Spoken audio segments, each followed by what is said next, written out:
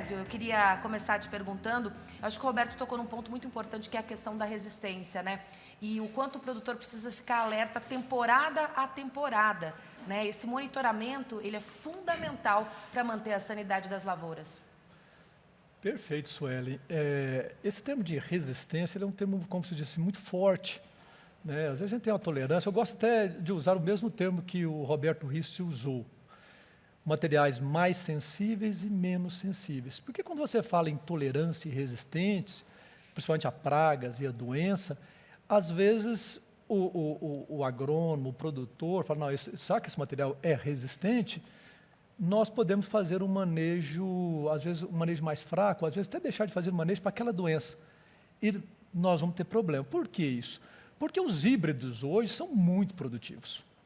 Então tem um potencial muito grande e pensando em pragas e doenças, né? Pensando naquelas que atacam folhas, qualquer perda de área foliar, você está perdendo produtividade. Em 2010 nós fizemos um trabalho que nós fomos tirando parte das folhas do milho quando ele entrou no estado de enchimento de grãos, e nós mostramos que uma perda de 5% da área foliar já te dava um prejuízo de 4 sacos por hectare, nos milhos de 2010. O nosso grupo de pesquisa, chamado GTM, Grupo Técnico de Milho, nós temos lá uns 10, 12 orientados, nós estamos repetindo esse trabalho em 2021 e esses deltas são muito maiores. Então, nós temos que tomar um pouco cuidado com isso. Então, mesmo que o material tenha uma menos suscetibilidade ao enfesamento, vamos cuidar dele como suscetível, e aí nós vamos ser felizes, né? Assim foi com a biotecnologia. Não, o material, Spodoptera não faz nada no material. Nós esquecemos de alguns detalhes de manejo e logo surgiram os bióticos resistentes. Anderson, eu queria que você falasse um pouquinho sobre a indústria. A gente sabe que a gente está falando com a cadeia produtiva, toda a cadeia produtiva do milho. Na tua opinião, hoje a indústria atende essa necessidade que o produtor tem de estar sempre monitorando e atento ao ataque de pragas e doenças? Esse é um ponto bem importante, Suelen, porque é o seguinte, aqui a gente pode separar a indústria que está antes da porteira e a indústria que está depois da porteira, né? A indústria que está depois da porteira, em especial a indústria da alimentação animal, ela tem uma preocupação muito grande com a qualidade dos grãos. A avicultura moderna, a suinocultura moderna tem taxas de tolerância muito estritas com relação a grãos ardidos, presença de fungos e tudo mais. Então, existe uma preocupação / incentivo da indústria que está no pós-porteira a que o agricultor tenha mais efetividade no manejo que entregue grãos de melhor qualidade ou dentro de um padrão previsto lá nos contratos. Pelo lado da indústria antes da porteira, e aí a gente vê muito a característica do mercado do milho, é de um dinamismo tecnológico muito grande. O Risse, o professor Césio comentava de tecnologias dos anos 2000, tecnologias de 2010. 2010 já é um passado muito distante na cultura do milho. São 10 anos atrás. Já mudou genética, já mudou os eventos de biotecnologia, já mudou os pacotes de recomendação de produtos de proteção de cultivos, tolerâncias e recentemente a gente começa a perceber o surgimento de um novo campo de conhecimento no manejo agronômico, que é o uso de biológicos, entender condicionadores de solos, inoculantes na cultura do milho. Na cultura da soja é parte do dia a dia do agricultor, já desde os anos 80. Na cultura do milho, agora que começa a se falar com mais ênfase no uso dos chamados biorracionais, dos biológicos, que isso, no meu entender, é o próximo salto tecnológico.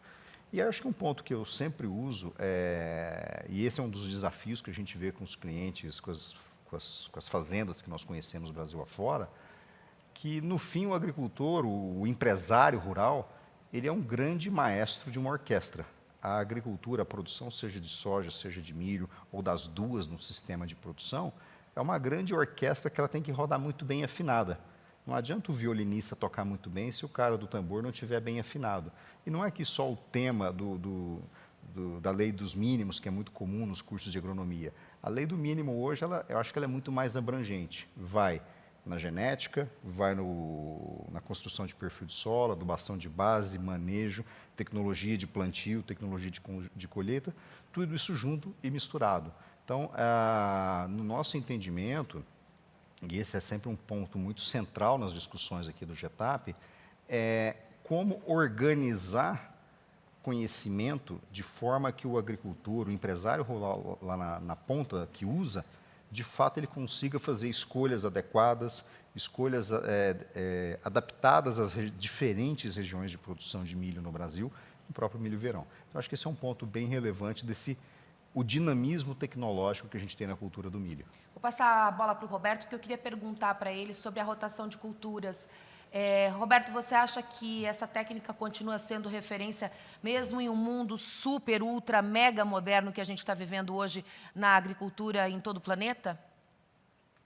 Suelen, eu tenho certeza, sabe? Eu acho que essa é uma prática de agricultura, né? Que ela não tem tempo. Ela simplesmente, a rotação de culturas é uma das coisas importantes para manter, né, o balanço, as coisas, não desequilibrar e assim por diante. Então, a rotação de culturas é importante, não só no milho, né? Assim vai. Nós temos toda essa rotação, sucessão, né, na cultura do milho e a soja, né, que é extremamente benéfica. Essa dos dois. Esse é um momento. Aí nós temos no Brasil também espaço ainda, né, para, nesse meio tempo aí, entre inverno, colheita do milho safrinha e outra coisa, ainda tem produtores já fazendo ainda uma cobertura, né, com outra espécie, assim por diante. Então, a rotação de culturas, no meu ver, sem dúvida nenhuma, é uma prática que tem que ser preservada para nós mantermos o equilíbrio, né, na produção de alimentos. Professor Césio, na prática, ela é implementada em todas as áreas produtoras do país? Suelen, o que nós temos hoje é uma sucessão, né? Nós fazemos soja no verão e milho na segunda safra. Já é bem melhor do que nós fazíamos antigamente. Nós fazíamos soja no verão e depois soja no outro verão. E o que a gente observa, né? Porque, igual o Rice falou, rotação de culturas está escrito no primeiro livro de agronomia. A gente tem muita dificuldade de implementar, né? Porque a rotação de cultura, praticamente, você tem que voltar com a cultura quando não há mais o resto cultural daquela cultura. E você me corrija, eu acho que a primeira implementação foi aqui no Paraná, né? Ela veio de um alemão, mas ela foi implementada aqui no Paraná. Sim, daqui saiu muitas coisas Muitas boas, né? coisas. Plantio direto, muitos detalhes importantes. Então, o que nós temos no Brasil hoje é milho em cima de milho. Aí o cara fala, não, professor, o que é isso? Nós estamos tendo soja no campo agora, nesse momento, né? Uma janela de semeadura muito bacana, esse ano está muito justaposto, quer dizer, nós vamos ter uma segunda safra muito interessante. Mas a soja, como eu discuti com vocês, o corpo da soja é rico em nitrogênio. Os micro-organismos têm uma capacidade muito grande de decompor, de quebrar aqueles compostos orgânicos, e isso vira alimento para o milho. O que sobra? O resto cultural do milho da safra anterior, da segunda safra desse ano, né? 2021, nós vamos ver lá no 2021. Tem pedaços de colmo de milho que ficam nos nossos solos do mundo tropical por 3 anos. Então, nós melhoramos muito. Nós não fazíamos rotação nem sucessão, nós já fazemos sucessão. E isso já ajudou muito. O que a gente sugere? A maioria dos fungos são necrotróficos, quer dizer, sobrevivem nos restos culturais. Então, se nós cuidarmos muito bem do dossel do milho, e ele vai produzir muito, vai ficar feliz. E o que ele produzir de grãos, ele deixa de palha. A relação é em torno de 1. Ah, professor, estou tão feliz, meu milho precisa de 150 sacos na segunda safra. 9 mil quilos de grão, é 9 mil quilos de palha. E se ele produziu bem, quer dizer, ele manejou bem as doenças. O corpo da planta do milho que aqui está agora no solo, ele está limpo. O problema com culturas de alta relação seno é quando você maneja mal doenças, e a maioria dos fungos são necrotróficos, elas vão ficando. Mas estamos evoluindo, né? Rotação propriamente dita é muito difícil. Eu queria perguntar para o Anderson, agora entrar numa seara que é super importante e que é super temporal, porque a gente está falando das próximas temporadas, que é a questão da preocupação com fertilizantes no campo, né? Explica um pouquinho para a gente de onde surgiu essa preocupação e como o produtor e a cadeia estão lidando com ela. Então, muito importante, Suelen, o tema pelo seguinte, fazendo um gancho aqui na fala do professor Césio, os agricultores, os empresários, o próprio agrônomo de assistência técnica rural, até pouco tempo atrás, ele não recomendava e nem defendia uma rotação técnica ou sustentável do ponto de vista agronômico, porque ela não parava de pé do ponto de vista econômico. O agricultor que, porventura, fizesse uma rotação de cultura, ele ia estar falido na próxima safra e ia deixar de ser agricultor, simples assim. E aí o que a gente tem observado aí, né, ao longo desses, principalmente nos últimos 10 anos, é que a agulha da produtividade, a agulha das melhorias de logística de transportes, escoamento do milho, isso vai ser debatido no próximo bloco, e a agulha do fornecimento de insumos, elas começam a se cruzar. E nesse momento, a gente já defende há alguns anos que, do ponto de vista econômico, a rotação de cultura no Brasil ela começa a parar de pé. Aí vem o desafio de você pensar um manejo agronômico, aonde o milho plantado no verão não vai causar problemas para o milho plantado no inverno, na segunda safra. E aí vem o tema do fertilizante, que é um tema que está muito quente nesse momento, né? Ureia, MAP, cloreto, todos esses produtos, todos esses insumos básicos para a agricultura, eles aumentaram 40%, 50%, 60% em 2 meses, em dólar. Então, a paulada de custos de produção, de fato, é muito relevante. E isso muitas vezes leva o agricultor a começar a fazer aquelas análises, tipo, será que eu tiro o pé da adubação? Será que eu começo a cortar a comida para a planta? E aí vem a colocação que o professor falou na fala dele. Pô, eu coloco 5, 6 gramas de fertilizante por planta. Será que o risco de perda de produtividade justifica essa decisão? Então, o tema do fertilizante mais caro, o tema do insumo mais caro, do transporte mais caro, ele veio para ficar por pelo menos 2 ou 3 anos. Quem se lembra lá de 2007, 2008, 2009, quando nós tivemos o último super ciclo de commodities, uma tonelada de cloreto foi a quase $1.000 a tonelada. Hoje está 700 e pouco, então, ou seja, tem espaço para subir ainda. Então, este componente econômico, ele afeta diretamente o componente técnico-agronômico dos manejos da safra 21-22, verão aí já em reta final de plantio, e o pessoal se programando aí para o plantio da safra inverno 22. Tem muito fórum Getap Milho ainda pela frente e chegou a hora da interatividade.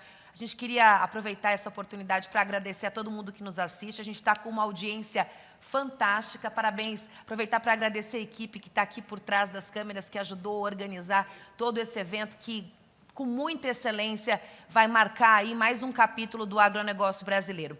Antes de a gente começar a interatividade, já chegou pergunta aqui para o professor Césio, para o Roberto, para o Galvão. Antes eu queria pedir para você participar. Olha só, a gente está com uma enquete, a gente inicia nesse momento essa enquete, porque a gente quer saber de você, produtor ou cadeia produtiva, o que se espera para a safra 22, né? 21, 22. Quais são as principais preocupações?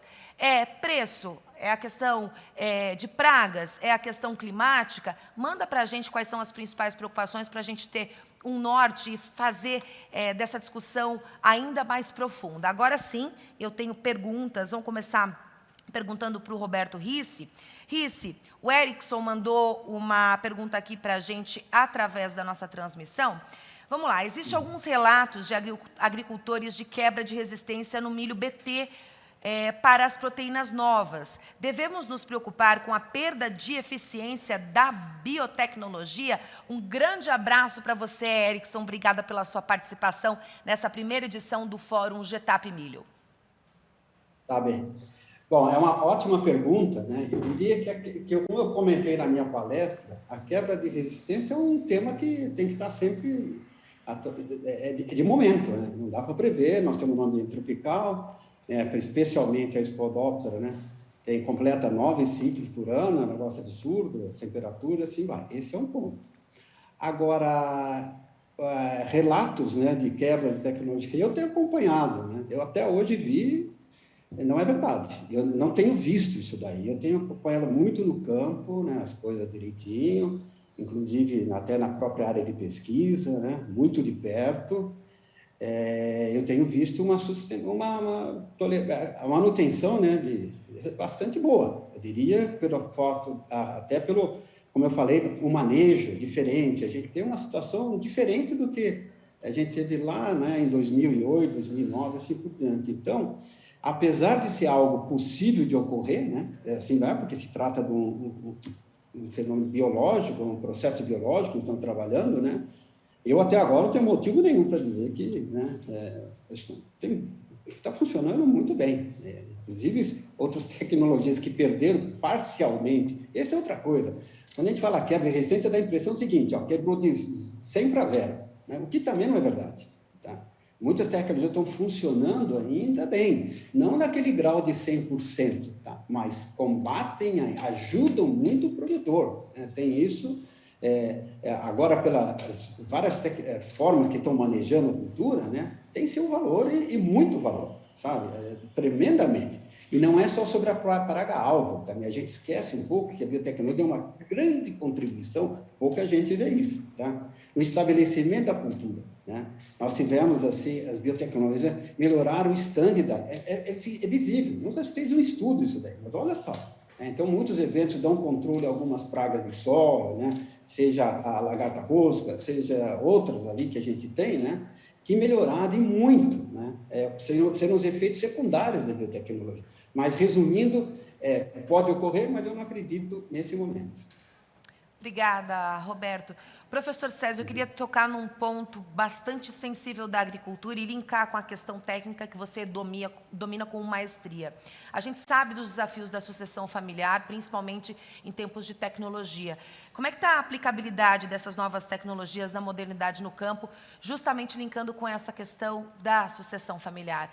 O produtor, o novo produtor que está chegando aí, junto com essas novas tecnologias, ele está tendo mão para colocar em prática tudo o que está sendo passado para ele? Eu vejo que sim, Sueli. Nós estamos tendo sucessão e a gente fica muito feliz que muitos filhos de produtores estão ficando no campo. Estão ficando, eles vão à universidade, fazem agronomia e voltam para o campo, né? E utilizam a experiência dos pais com o que ele aprendeu dentro da academia e faz um mix e a coisa está funcionando. Em alguns locais, é claro, nós temos problema aí de sucessão.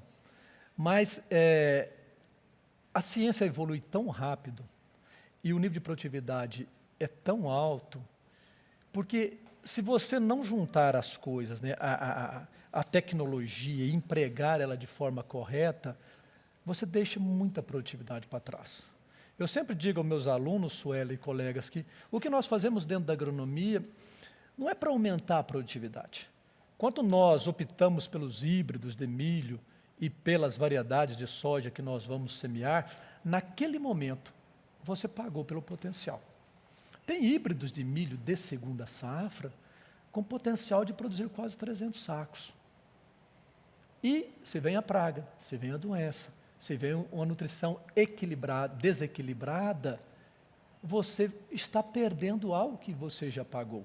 Então eu vejo, né, que em termos de ciência e tecnologia, as informações estão chegando muito rápido, né? Os jovens, né, a gente participa muito com os produtores, a gente vê uma sucessão, né, de muitos fazendo agronomia, voltando no campo, fazendo administração, voltando ao campo.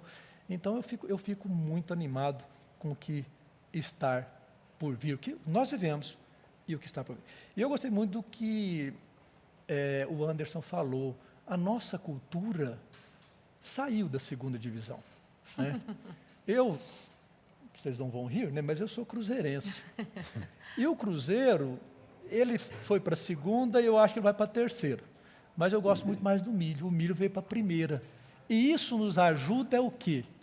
Isso nos ajuda a implementar tecnologia.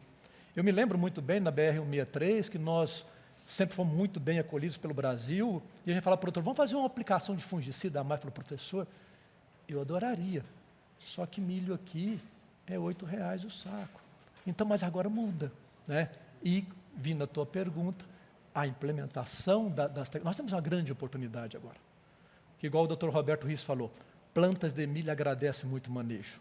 Mas você vai lá no campo, você abraça as plantas, você produz 10 sacos a mais. E nós vimos com a tecnologia de segunda safra, veio crescendo, mas veio crescendo, o Anderson Galvão, em cima de uma limitação de investimento muito grande. Então eu vejo uma grande oportunidade agora de um salto maior. Bacana, chegou mais pergunta e é engraçado que ontem eu e o Galvão aqui no ensaio conversando, a gente estava falando sobre essa preocupação de muito produtor segurar a mão na hora de aplicar fertilizantes e daí as pragas fazem a festa, a gente sabe. E isso vem de encontro com a pergunta que chegou do Gustavo Capanema. Minto, é do Marcos Nascimento. Depois a gente passa para a pergunta do Gustavo. O quanto a tecnologia presente nas raízes de algumas genéticas incrementam para o sistema produtivo e diretamente impactam em produtividade? Essa é a pergunta que eu vou direcionar para o Roberto. Eu me perdi aqui porque está chegando muita coisa. O David disse o seguinte, agora sim, Galvão, devido aos preços dos fertilizantes, qual o impacto e até onde essas novas genéticas suportam a redução de aplicação de fertilizantes, que é o que a gente estava conversando ontem? Esse ponto, de novo, é a grande dor do agricultor nesse momento, né? A tomada de decisão, de seleção de pacote de insumos e tecnologias para o verão, que já está plantado, mas principalmente para o inverno. O ponto é que, sim, os custos subiram, mas os preços ainda, muito, numa expressão que eu uso, muito graças a Nossa Senhora da taxa de câmbio, o preço do milho, o preço da soja, o preço do algodão, o preço de tudo que é exportável, ele ainda mantém uma relação de rentabilidade favorável. Não é a relação que a gente teve nos últimos 2 anos, que se a gente olhar em 15, 20, 30 anos de séries históricas, o nível de rentabilidade de quase todas as culturas agrícolas no Brasil foi algo totalmente fora da curva. E como dizem, né, não há bem que dure para sempre, nem mal que nunca acabe. Então, os custos naturalmente subiram. E parte desse aumento de custo, gente, a gente às vezes perde um pouco de referência da dimensão que é a agricultura no Brasil. Se eu pegar a variação, o incremento de área de soja e de milho inverno, ou seja, milho segunda safra, da safra 19-20 para a safra 21-22, são 7,4 milhões de hectares. 7,4 milhões de hectares justifica a construção de um novo terminal portuário para fertilizantes. 7,4 milhões de hectares justifica uma UBS, 2, 3 UBS de milho. Então, os investimentos nesses ativos fixos, uma fábrica de fertilizante, uma fábrica de defensivos, eles não acompanham a velocidade que tem o agricultor brasileiro. 7 milhões de hectares de crescimento é aproximadamente 7 vezes o que o Uruguai planta de soja, em 2 anos. Então, toda essa pressão de custo, ela vem de um ciclo virtuoso de rentabilidade do agricultor. Dias atrás, numa conversa com um cliente nosso, a colheitadeira dobrou de preço. Eu falei, é só não comprar. Mas se eu não comprar, eu vou deixar de colher. Então a conta está fechando. Isso é a mão invisível do mercado, né? O Adam Smith trabalhando para que os preços se equilibrem e o mercado chegue num novo equilíbrio. Bacana. Agora eu vou fazer uma pergunta para o professor Césio. Marcos Nascimento que fez, tá? Através da nossa transmissão. O quanto a tecnologia presente nas raízes de algumas genéticas incrementam para o sistema produtivo e diretamente impactam em produtividade? Ok, essa pergunta é muito interessante. Por quê? Nós, agrônomos, nós temos uma visão muito interessante acima do nível do solo. A planta mostra que ela está com um problema e você consegue ver. Uma deficiência nutricional, você vê uma praga de parte aérea. E abaixo do nível do solo? Aí é tudo complicado. São muitas interações. E às vezes nós temos, por exemplo, uma larva, por exemplo, de uma diabrote destruindo o sistema radicular, e você não vê. E aquilo está impactando em quantos sacos? Né? E às vezes você vê um problema desse, quando passa um vento, o milharal deita. O milho está lindo, mas ele deita e depois ele forma uma curvatura que nós chamamos de pescoço de ganso. Então eu vejo que essa tecnologia ajuda muito, né? Em relação a pragas de solo. Porque vai trabalhar em algo que nós temos muita dificuldade de chegar. Nós temos muita dificuldade de chegar dentro do solo. Né? Nós fazemos o quê? Nós fazemos, Anderson Galvão, um bom tratamento de sementes, e depois nós ficamos a Deus dará. Agora, se nós temos uma biotecnologia que trabalha ali, vamos dizer, dificultando aquela praga, quando você monta os ensaios, você vê diferenças significativas. Okay? Tudo que é solo, abaixo do nível do solo é complicado. Ele está falando da praga específica, que sei que é, qual que é. Por exemplo, nematóide. Nematóide é um drama. Um dia eu fui num produtor e falei, professor, eu não tenho nematóide. Eu falei, nós não fizemos mais nada, pode fazer que tem. Né? Se você for no cerrado, lá nas reservas, tem nematóide, só que estão em equilíbrio. Então, essas pragas, que está dentro do solo... As invisíveis, são invisíveis. Né? E, às vezes, quando você vê um sintoma reflexo daquilo na planta, nós já perdemos muito. Né? Então, excelente a pergunta. Todas as tecnologias têm nos ajudado muito. E só um complemento a essa fase do professor, Suelen. Aqui eu vejo de novo, esse tema da orquestra sinfônica, né? A interação de pacotes tecnológicos. Genética tradicional sozinha não resolve o problema, biotecnologia sozinha não resolve o problema, adubação de base sozinha não resolve o problema. Resolve sim a interação desses pacotes tecnológicos. E como eu comentei agora há pouco, quando eu fiz agronomia no começo dos anos 90, falava-se muito pouco de microbiologia do solo, microbiologia da planta. E aí a gente vê hoje um potencial de interação entre a microbiologia do solo com a biotecnologia e a genética tradicional para preservar ou até mesmo aprimorar esse equilíbrio da microbiota do solo. O Vinícius disse que pode ser tanto para o professor Césio quanto para o Risse, né? Eu acho que qualquer um dos dois aí tem muito dinamismo e muito conhecimento para responder essa pergunta. Professor, Risse, no caso, né? Estou direcionando para o Roberto. Com o desenvolvimento da genética e tecnologia, para quais regiões o milho segunda safra crescerá? Tem que ter bola de cristal para responder essa, Risse? Não, eu acho que não precisa bola de cristal, não, sabe? Porque o crescimento do milho no Brasil, nas diversas regiões, ele está mais atrelado, né? Eu diria a questão de mercado, porque a questão não é a questão da genética, nós temos genéticas adaptadas para todos os ambientes, né? E bem adaptadas. Nós ainda vamos ter uma evolução da genética ainda melhor, né? Nas adaptações direitinho. Então, eu diria que essa é muito mais, talvez o Anderson não possa complementar aí, alguma coisa assim, mas no sentido econômico, né? Eu diria que é o seguinte: se nós tivermos uma situação como nós temos hoje, né, de preços altos das commodities, preço alto do milho, né, que o produtor tenha segurança no investimento, né, esse que é importante, né, a área de milho vai crescer. Eu não tenho a menor dúvida. Eu acho que não está na limitação técnica. Para, a meu ver, é assim, ó, o melhor adubo é o preço, a margem. Tendo isso daí, o produtor vai investir, né, com a genética mais adaptada aos plantios dessa safra, mais cedo e assim por diante, né? Eu não tenho dúvida que nós vamos ver um aumento da área de milho em todo lugar e aumento de produtividade, né? Simultâneo, que é uma coisa interessante, né? É o caso da safrinha. Você tem um aumento da área plantada absurda, eu diria assim, 300%, alguma coisa de lá para cá, e um aumento da produtividade, né? Essas coisas, normalmente, é difícil as duas coisas caminharem no mesmo sentido, né? E isso vem ocorrendo. Perfeito, Risse. Agora chegou um comentário aqui que casa muito com o que o Anderson estava falando. Clientes irão diminuir tecnologia, principalmente em níveis de fósforo e potássio. Utilizando possíveis reservas de solo, podemos ter uma safrinha 23 bem desafiadora quanto a níveis de produtividade. Quer dizer, está olhando para frente, né? Você acha que isso é factível, Anderson? Fazendo o gancho com o que o Risse colocou, Suelen, não tem a ver diretamente com a produção do milho, mas na medida em que uma BR-163 fica mais eficiente em logística e escoamento, uma BR-158 no leste do Mato Grosso, sul do Pará, fica mais eficiente, aí tomando outras regiões também como referência, essa melhoria de custo de logística, ela se traduz em preços melhores para o agricultor. E eu vou citar, como eu estava ontem com o professor, eu visitei áreas, por exemplo, em Tocantins, esse ano, o ano passado, que foram plantadas numa janela de plantio inadequada, com uma tecnologia que um agrônomo purista diria baixa, mas colheu 70 sacas de milho por hectare. Uma tragédia numa primeira análise. Mas é uma tecnologia que o agricultor investiu 50 sacas de milho por hectare. Ele ajustou o pacote tecnológico em função do risco da região, em função das condições de mercado, em função das suas expectativas. Então, eu diria, isso é uma beleza da produção de milho no Brasil, da segunda safra.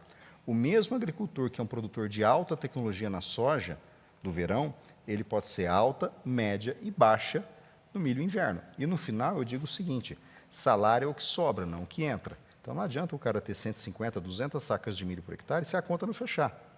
Agronomicamente, ele pode ter um êxtase científico, mas ele não vai fechar a conta. Então, sim, dentro do respeito, dentro de limites tecnológicos, o agricultor, numa decisão racional, tem que manejar a tecnologia. Ele tem que manejar o pacote, o quanto ele vai pisar no acelerador. Por quê? Ele tem que estar vivo para o próximo ano. A gente está, assim, caminhando para o finalzinho desse debate, desse rico debate. Tem mais uma perguntinha que eu não vou deixar a Eduarda de fora, a participação das mulheres aqui no fórum, que é tão importante, mas antes eu queria te lembrar que a gente está te perguntando quais são os principais desafios do produtor de milho para 2022. Manda a sua resposta para a gente, que voltando do intervalinho rápido que a gente vai fazer, a gente vai mostrar a sua participação aqui no primeiro Fórum Getap Milho. Professor, vamos à pergunta da Eduarda. Eduarda Queiroz Ferreira, se vocês puderem, manda da onde vocês são também para a gente mandar um alô para as regiões de todo o país. Professor Césio, tenho certo receio com a nutrição foliar. Quais os melhores momentos para fazer o uso desta tecnologia? Quando nós começamos a carreira, né, tive, como se diz, a grata satisfação de trabalhar com muitas pessoas fantásticas. Um exemplo é o colega Risse, fui estagiário dele. E nós fazíamos toda a adubação de foliar em plantas muito pequenas. Boa parte daqui, porque o operacional da gente já entrava muito pouco nas lavouras. O que nós temos feito hoje? Nós temos dividido essa nutrição igual nós alimentamos todo dia. Tomamos café, almoçamos, jantamos. E com a nutrição foliar você consegue dividir aquelas aplicações durante todo o ciclo. Então, o Grupo Técnico de Milho, o GTM, tem vários trabalhos nessa linha, né, de nutrição mineral, de manganês, de zinco, de molibdeno. A importância do molibdeno é espetacular. É o menor de todos na absorção, mas está correlacionado com o maior de todos, que é nitrogênio. E a gente tem trabalhado muito nessa linha de como é possível, em nutrição foliar, você vai dividindo isso durante todo o ciclo. Eu só queria voltar um pouquinho, né? Muito obrigado à pergunta. Dentro da nossa pesquisa, nós sempre estudamos herança. Eu não sei se o termo é correto ou errado. Mas, quando você diminui a adubação de milho, você está impactando soja. Quando você falou em potássio, quando você vai nos livros de nutrição, 80% do potássio, ou do 100% de potássio que você aplicou na lavoura, somente 15% e 20% vai embora no grão. O resto tudo fica no corpo do milho. E como o potássio não faz parte de nenhum composto orgânico, quando chove 20 a 30 milímetros em cima daquela palhada do milho, está tudo disponível para a soja. Então, quando nós alimentamos bem uma planta de milho, já que a questão é nutricional, nós não alimentamos só bem a cultura de milho, alimentamos soja. E é a mesma coisa. Soja muito produtiva, é milho muito produtivo. Alimentamos o solo, em resumo. É, exato. Nós fazemos agricultura e não mineração de solo. Professor Césio Brito, ele que é titular da cadeira de agronomia da Universidade Federal de Uberlândia, eu queria agradecer muito a sua participação aqui, foi riquíssimo, não tenho nenhuma dúvida que isso vai ficar aí na internet, vai ser uma aula que vai durar por muito tempo para quem realmente precisa desses conhecimentos. Eu que agradeço, Anderson, toda a equipe, né? Muito obrigado pelo convite, agradeço aos meus estudantes pelas pesquisas que nós conduzimos juntos, aos produtores, né, que estão do lado de lá, que nos acolhe tão bem e nos dá também a possibilidade de fazer pesquisa dentro das suas fazendas. Tá? Espero que esse seja o primeiro de muitos, né, e que as nossas produtividades continuem subindo. Conhecimento é poder, né, na agricultura, sem dúvida. Roberto Risse, CEO da Risse Consultoria, foi um grande prazer dividir esse bate-papo com você nessa manhã de quarta-feira. Tá bom, Sueli, a mesma coisa, né? Eu quero aproveitar esse momento para me agradecer você, ao Anderson, né? Ao professor Césio, né? Bacana ver todo esse debate. Parabenizar vocês pela iniciativa, tá? Eu estava sentindo falta disso. Não é possível que a gente não tenha um fórum para debater isso. Então, parabéns pelo evento, né? Pela iniciativa, e tenho certeza que esse é o começo, né? De uma outra etapa, né, na comunicação e discussão dos avanços, dos desafios da cultura do milho. Tá? Eu quero pedir desculpa por não estar presente aí com vocês, né? Seria uma honra, mas já tinha compromisso, como eu falei para o Anderson, né? Então, achamos essa forma de participar, né? Sempre é um desafio, né? Não é legal.